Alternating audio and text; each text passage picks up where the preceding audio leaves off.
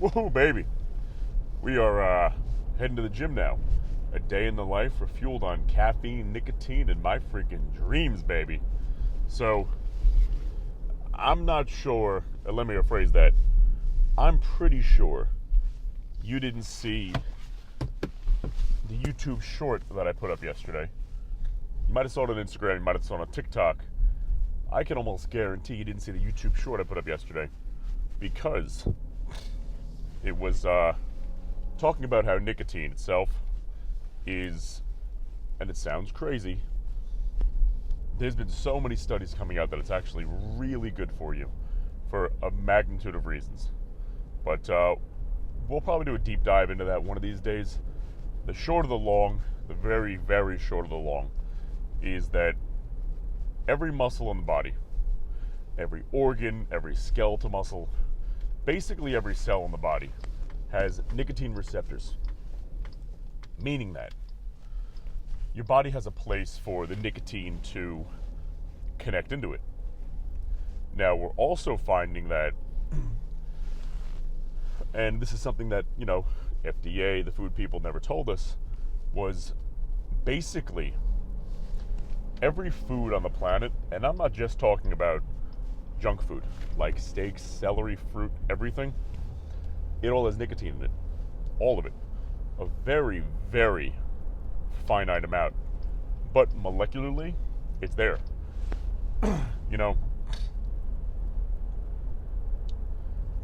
To allow a species to survive, if you will, right? You have to make things release dopamine, you have to make things pleasurable. You take an animal in the wild, they're only going to breed if it's pleasurable, it feels good. Otherwise, they wouldn't do it because they don't know they have to keep their species alive, and eventually they would die out, right? You have to keep food tasting good, making the body realize, hey, we need food in one way or another. So these animals must be, aside knowing they have to eat, but you have to ask, how do they know they have to eat? How do they know that stomach pain means it's time to feed again? Well, there's a ton of studies coming out now saying that all of those good healthy foods and everything have nicotine in it as well. As well as companies that are making sugary cereal for kids, junk food, alcohol obviously, but things like that. It's all flooded with nicotine.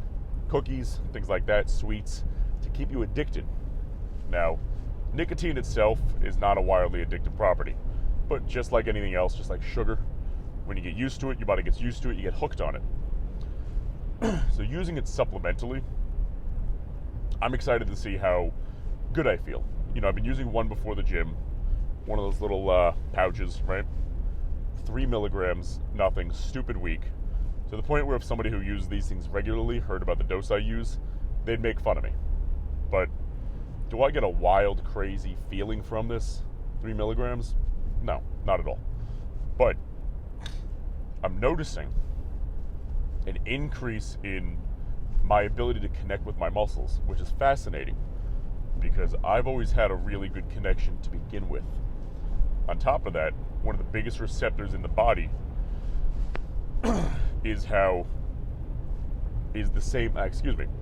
one of the biggest nicotine receptors in the body for all your muscles is kind of the same receptors that viruses try to plug into. Meaning that when those receptors are coated with nicotine, right, that's already plugged in there, the viruses can't actually plug into it. So what does that mean? In layman's terms, it means that if the virus can't plug itself into your organs, into your skeletal muscle, things like that, and be harder to get rid of, it's more free-flowing in your bloodstream. Now, when it's more free-flowing in your bloodstream, the white blood cells can attack it significantly more aggressively to get those out of you, probably before you even feel sick. I was never one, ironically pre-COVID, but I never got COVID, at least not as far as I know. I was fine because I'm a healthy guy, right? I never got sick, ever. Excuse me, it was very rare, and if I got something, it was like a strep throat, something more serious, where there was no way I was getting away from that. And I used to be very susceptible to it because of my nose and my breathing problems. So throat stuff would always hit me a little bit harder and be more likely to come into play. Got the sun. But, there we go. When I'm cured, and the past 3 years, sorry, I was rambling a little bit.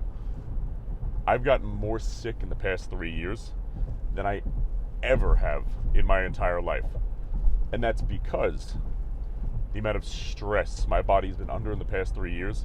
Like, if you could look at pictures of me 3 years ago to now, like my beard, you can't really see it in my hair a little bit. I'm not even 30 years old. I am so much grayer than I ever used to be because of all that stress. Cortisol kills your immune system. Absolutely just obliterates it. So under more stress than I've been in God, I can't tell you how many years. There were, life and death situations. I had my whole life on the line for a long time. There's a lot of things on there that, what is this guy doing, dummy? That I don't really, I'm not going to talk about on here. But it's been utter madness. My whole life was on the brink, if you will. And those things made me, I don't want to say gave me depression, because I don't believe in depression. But was I depressed some days? Absolutely. Was I depressed in moments? Absolutely. But you know what?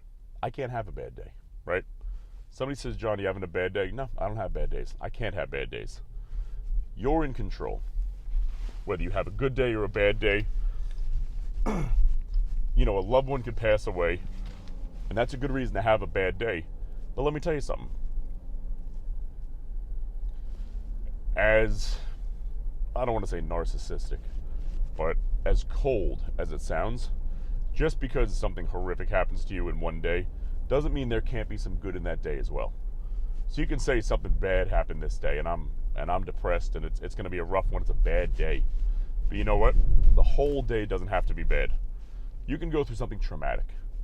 But if you still go to the gym, do something positive for yourself, read a good chapter in a book, something along those lines. I keep having to flip this with the sun today. It wasn't a bad day. Might have been a bad afternoon, might have been a real bad afternoon. But there's always a redeeming quality, or at least the ability to redeem something out of every single day. So before we go any further, as you know, we're on a goal to build a wildly large YouTube channel for the only purpose of being able to use that ad revenue to do great things for people that, to be frank, need help in this world. Now, just like I'm not a big, whoa, that's very zoomed in, my backup camera. I'm not a big government guy, far from it, as you guys know. So when you're donating to charities and stuff, a lot of that money you donate to charity goes right into the pockets of the people running the thing. And very little of it goes actually where you expect it to go. A little fun fact is, when you go to the Stop and Shop, you go to the grocery store, and they say, do you want to donate $1 to solve world hunger, to solve this, to do this? And you think, wow, okay, I'm doing some good. You're not. What actually happened was, the year before, the store donated, or the company donated rather, let's say $10 million to, I'm going to open this window, it's getting a little hot in here. My jacket's a little bigger than I thought it was cold out right now. The store donated, let's say, $3 million to this cancer fund or that nonprofit, whatever it happens to be. Now, what you don't realize is they donated that money because they needed the write-off. So all you're doing is recomping them the money they donated. You're giving them their money back, and then next year they're going to write it off again. Next year they're going to write it off again. If you were truly donating that money, your receipt would have essentially the equivalent of what's called a 501c3, meaning that, hey, listen, I donated this money, and you should be able to write it off on your taxes. So if you went to your accountant and said, but I don't get it, I donated $1 every time I went to Stop and Shop, can't I write off for 365 days? Can't I write off $365 worth of charitable donations? You can't. It doesn't work that way because the big corporations just wanted you to essentially repay them from their generous tax write-off. But I digress there. So the reason I want to do this is to make sure that we can send the money to the right places, host events, feed people, help homeless. And if you know me, you know the money's going to go to good places like police, military, feeding people.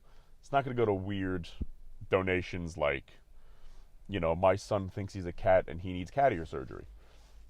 That stuff doesn't fly. So, if you're new to the channel, welcome. Welcome to the rabbit hole. Like, comment, subscribe, share the videos. That's truly what helps. We're never going to ask you for $1 of anything. Maybe we'll put products out there once in a while and stuff, but not going towards that, just totally unrelated.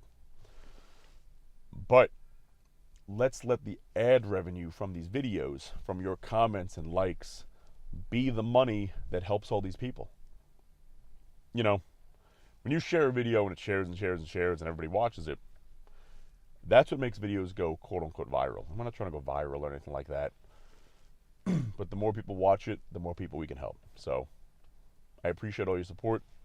And the people I always see in the comments, man, I recognize each one of your names every time. And I love seeing the familiar face in there. It's awesome. And I'm happy to build these rapporums with as many people as we possibly can. It's freaking awesome. But as you know, we just parked at the gym because the car stopped moving, right? We're going to smash this pre-workout in a second. I got to take my my little pouch out. So what we have here is the brand new AN Nutrition, all black everything, is the company that sponsors me. Now, but John, why are you using an Applied Nutrition supplement shaker if all black everything is your sponsor? Well, interested person, it's because Applied Nutrition is the father company of the company that sponsors me.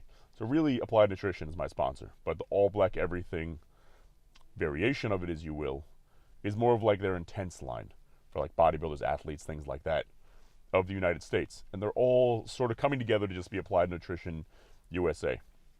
So what we have here, they sent me the new shaker. This thing is, it's a handsome shaker, I will say.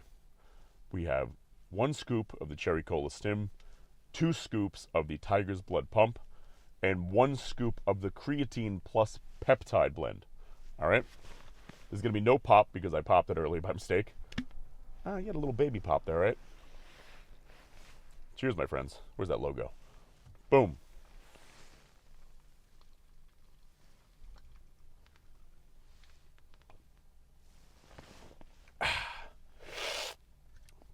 And on that note, I'll see you inside, and let's freaking get it, baby.